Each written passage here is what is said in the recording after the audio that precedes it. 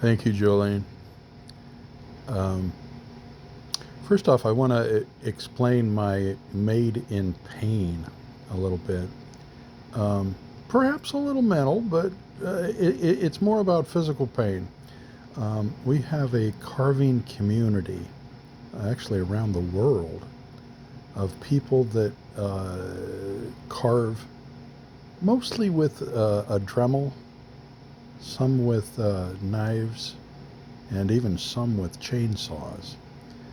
But we use our skills to take our minds off of our physical pain. We've got a couple of guys, actually, probably more than a couple of guys, who are wheelchair bound, some due to injuries that they experienced in the military, others experienced accidents.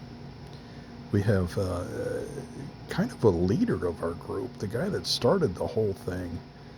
For most of us, when we were seeking an outlet for our artistic muse, we were trying to learn how to use a Dremel, learn how to carve, learn how to use a chainsaw. A gentleman by the name of Jordy Johnson. This guy has been carving for years. But his problem is he fell off a roof and cracked his noggin, and it really messed him up pretty bad. I mean, gets along just fine, but uh, the man has physical problems, and he deals with it just fine. But he carves to get his mind off of his pain that he experiences. And there's another gentleman by the name of Larry Dibb who's in charge, or not in charge, he's one of the administrators in one of the most fabulous carving groups on the internet called Kindred Spirits. And when he was a child, he couldn't say Larry, he said Wowie. Wowie. So he got the nickname Wowie, and he has what's called Wowie's Workshop on the internet. Man's amazing with his art skills, and he teaches you how to carve a little bit. He has live streams. In fact, Wednesdays at 2 Pacific time, you can go to Wowie's Workshop and watch him carve, and our community gets together and has a chat in the chat room. Uh, and then there's just so many of us that come together and share our art, share our experiences, talk about our pain and how to deal with it a little bit better. And so that's basically what's going on with my Made in Pain campaign. And let me tell you a little bit about the pipes. It's really kind of odd. I grew up in El Dorado Hills, California. I lived there for 40 some years. And all my life, marijuana has been illegal. Okay? And my son, 24, he sees how well I carve. And he says, Dad, why in the world aren't you making pipes? And he didn't explain, so I knew he liked bees. He's got tattoos of bees on his arm. So I made him a pipe, a regular kind of tobacco pipe with bees on it. I thought I had done a spectacular job. And I gave that to him, and he says, wow, Dad, this is awesome. But not the kind of pipe I was talking about. And I said, okay, what are you talking about? And he says, the overall atmosphere in California, because of the legalization of marijuana, is ripe for the picking for making marijuana pipes. The market is humongous. And if you can do that with wood, with this beautiful wood that you have, it's really gonna move. And I said, really? What? Really? So I made about 5 of them, and I got up the gumption to walk into a smoke shop locally. And I'll be damned if that owner looked at those and said, Robert, whoa, dude, these are awesome. I want you in all 3 of my shops. So now I'm in a shop on Watt Avenue. I'm in a shop in Rancho Cordova, and another shop over near Sutter's Mill. In fact, the shop over near Sutter's Mill has about 34, I believe, of my pipes on display. The place is called VIP, and it's right there on Highway 49. But, wow. Anyway, so that's what's going on with the pipes. And I started going from one shop to another shop to another shop to another shop, showing them my pipes. And I'm now in about, I think, 6 different shops locally. In some places I sold it to them wholesale. So they bought, and now they can do whatever they want to with them. And in other cases, I'm on a commission basis where they sell and I get a cut and they get a cut and so on and so forth.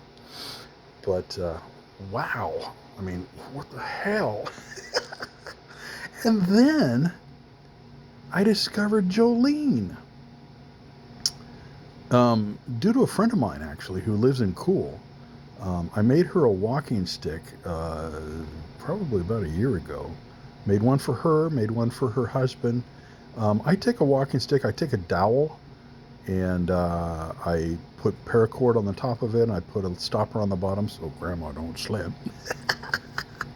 And I draw cartoon characters up and down these sticks. And then I put an epoxy finish on it to make it just durable as hell. And it looks cool. And they're one of a kind. I never make one the same as another one. And you see somebody on the walking trail, he's got cartoon characters up and down his walking stick. That right there is a Robert C. Peters original. Yeah, buddy.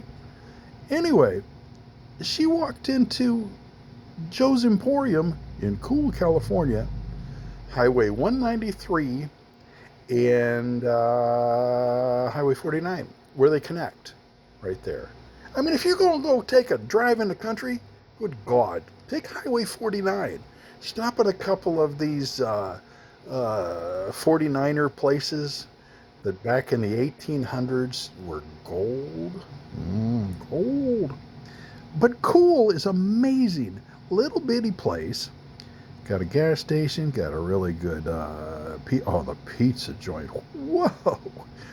And right back up in there, tucked away, is Joe's Emporium. It's been there for, I don't know, 3 months? Correct me if I'm wrong, Jolene. But it's not very long. And a little bitty place, and she takes on people from the community, puts their stuff up in there, and I'm talking cool things. Vintage clothing, homemade candles, homemade soap, books, CDs. I mean, I can't even describe it all. Little bitty knickknacks and paddywhacks that for somebody who's out on a drive in the country that likes to stop and look at cool little places, you need to go in there. Jolene took me by the hand and let me have space in her store. Now I carve, and I've been carving for a while now, and I have oodles of things. I've got dragons, yeah, out of wood, octopus, little wood spirits. Hell, I even carve walnuts. I've got about 40 walnuts. Yeah, those little walnuts. I carve faces on them. They're cool as hell. Octopuses. And then my walking sticks. I've got a couple walking sticks that open up and have a little space inside that you can put a pipe. or a stash, or I don't care, fill it with marbles. But yeah, you need to check out Joe's Emporium. And to end my little rant, as far as team, I feel it too, Joe. Together, together, we can do this. We're going to make Joe's Emporium one of the go-to spots in California.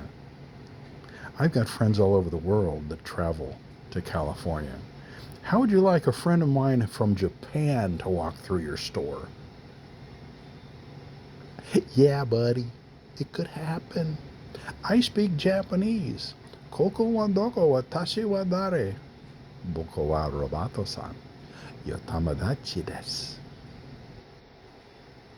God bless.